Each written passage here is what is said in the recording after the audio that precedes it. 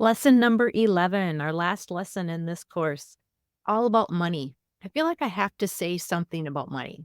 When you saw the title of this course, abundance probably triggered you to think about money, how much you have, and usually that you need more. But if you go back to the definition of abundant, it says abundance is having more than enough, and you get to decide what that is. Since you are taking this course, that means you had enough money to buy it, which hopefully means you didn't sacrifice the basic needs of life. And as with everything else in life, it's your perception that tells you whether you have enough. So, are you basing your abundance on comparing it to what other people have? Maybe on what your parents told you you should have? Or maybe it's how you are measuring your own self worth. Money is neutral. There is no good or bad. It's just the perception you give it. So let's take a step back for a minute and look at money a little differently. Here are four common limiting beliefs about money. I have to work hard for money. There's not enough money to go around. The rich get richer. I have to save my money for a rainy day. But what if instead of thinking about money as green sheets of paper or the number in your banking account, you thought of money as energy? If you think about it, money is simply a token of appreciation for one's service.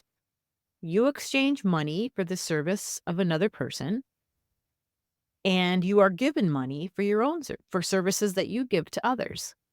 We tend to give money way too much power. Money does not have to be the only way to get what you want. So back to our limiting beliefs. If you think of money as energy, how does it change those statements? Do you have to work hard for energy? No, it is all around you. You just have to decide if you are in a high or low level frequency. There is more than enough energy to go around, but how are you taking care of it? Do you appreciate it? Are you kind to it? Do you do what you can to keep it circulating? The rich get richer. This is a true statement. And the reason is those who have money have manifested it, and it has become easier for them to manifest more. They don't look at money as something they have to get. They know they have it and it is always available to them, which is which can be true for everyone. If you are always trying to get more, you're never going to have it. So if money is energy, you don't want to hoard it. Yes, you may want to save money for a particular investment like a car, a house, something else in a material thing.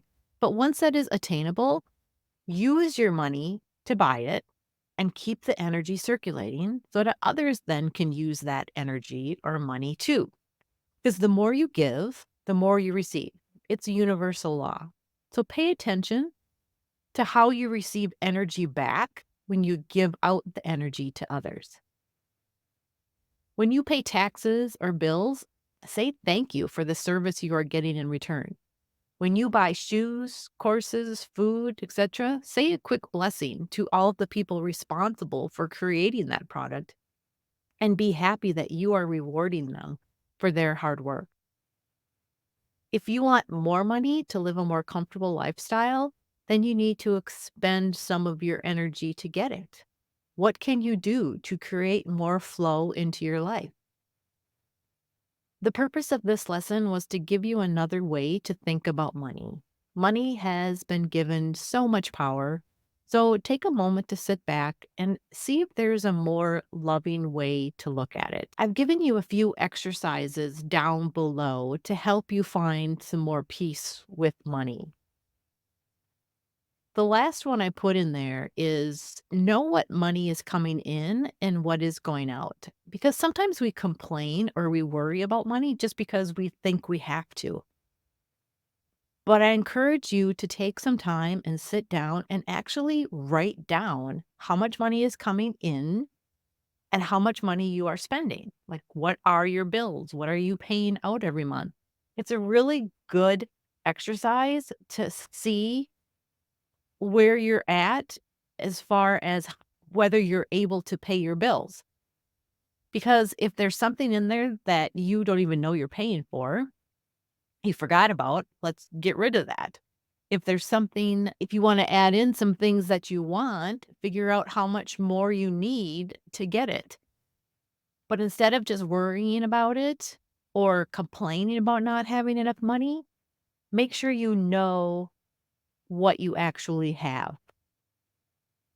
Another one I have in there is to focus on how you would feel if you had an abundance of money and what it would allow you to do. And that comes back to the whole visualization exercise we've talked about earlier. Visualize how you would feel if you had more than enough money, and then go out and act as if that were already true.